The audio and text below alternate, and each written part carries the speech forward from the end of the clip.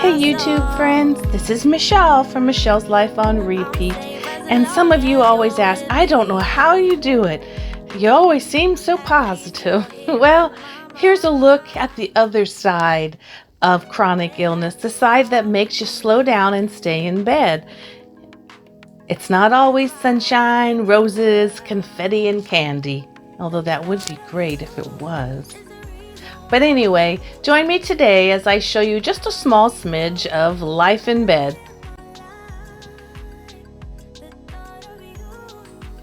This is the other side of chronic illness, where you spend a lot of time in your bed watching orchid videos, or how to grow your tomatoes in your garden videos, or how to deal with the pain you're dealing with videos, or how to improve your YouTube channel videos, or 199,000 ways to get more subscribers videos.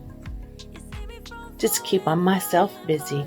Today is a day where I have inflammation in my bladder. I have a condition called interstitial cystitis. Sometimes they call it IC, sometimes they say IC, or Pelvic Pain Syndrome, PBS. I've had this, I was officially diagnosed in about 2007, but in order to get to that diagnosis, I probably had this since I was a child. And for those who don't know, I'll just give you a brief overview. The purpose of this video isn't to go into detail on the interstitial cystitis, just to let you know that this is what chronic illness sometimes looks like. But an overview is it's an overactive bladder, a burning in your bladder, like there's gasoline in there, or if you can remember if you've ever had Bengay on your fingers after you rubbed a muscle and then put it in your eye by mistake and it burns like a banshee. That's also part of it. Sometimes there is bleeding in the bladder, which makes for painful urination. There is also an urgency, always feeling like you have to go. And then there's also other conditions like a smaller than average bladder, and it's not expanding like it used to, and it's tightened up into a smaller compartment. So there are procedures, there are medicines, there are lifestyle changes, there are foods to avoid, drinks to avoid, that all help. And I'm having to revisit them today. And I haven't had a flare-up in a while, but for the last month and a half, I have noticed a lot of the symptoms creeping up. So I go off to see my urologist on Monday. But until then, I woke up today in the middle of the night with a nightmare again, and it triggers my hemiplegic migraine. So I woke up, got an ice pack, took my pill, and retreated to my dark room downstairs. This one here has a lot of light that comes in. And when I woke up from resting from the migraine, I did my normal routine, had coffee, and instantly I was in a flare-up. I drink coffee every day. I drink the same coffee every day. I drink the same quantity every day, and it doesn't give me flare-ups. But when it feels like it, it does. So I've learned that it's not canceling out and taking out the coffee in my diet. That won't cure or fix me. But while it is irritated, of course, I back up and don't use that so much. But this is the other side. For me, when I'm in a flare-up with this, all I can do to relieve my pain is to take a numbing pill that numbs the coating of the bladder, and I have to take a pain pill to kill the pain and a Valium to knock the nerves that are going crazy and spasming down. And then I stay horizontal. It calms down. As soon as I get up, walk around, it will just knock you over with pain. So I'm in bed. I've got my headphones. I'm going through all of my favorite YouTube channels.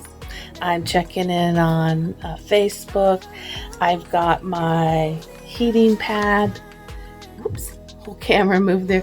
Got my heating pad because heat across the bladder for me will help the pain go down. Got my chapstick and plenty of water, 2 big jugs of water.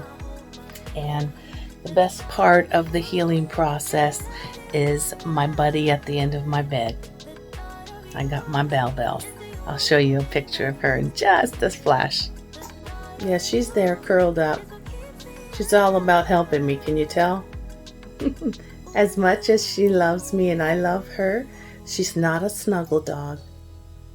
She doesn't mind if you touch her for a little bit while she's sleeping, but she doesn't want to be up in your lap and up in your grill and have you always rubbing on her fur. So, that look that says, Mom, get out of bed.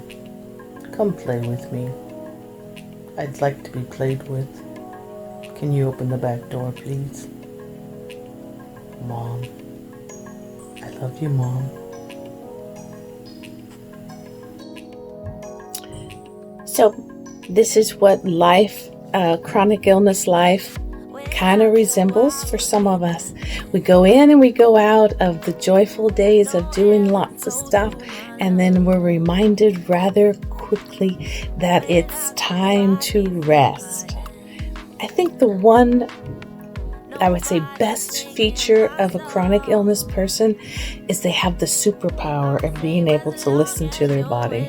They can hear, like a burglar coming in the door, and some people can hear the click of the doorknob changing, or when your teens were sneaking out and you'd hear the click of the door or the window, and you're like, yeah, you're coming in late. I know about that. Yeah, we know when our body's beginning to shift and change, and we do what we can. You can fight it all you want. You can press on and pretend like it's not happening.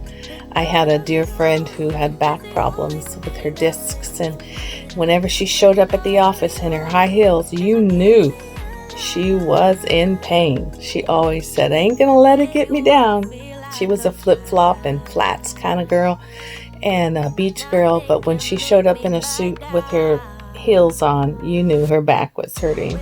But she had a mindset that helped her push through. But we all cope in different ways. How about you? How do you cope when you have a flare-up? I've learned not to get sad because I can take this time, this hour, this moment, this day, and I could ponder my blessings. I can pray for my friends. I can remember great memories of things I've done in my life, and I can learn. I can take this time to learn more things. Peace, love, hugs to those of you on the other side who are sitting in bed doing the same thing as me. You're not alone. Don't worry about it. Just roll with it. We'll get through it. And then in a couple of days, we'll be up again doing what we want to do. Until we talk again, bye-bye.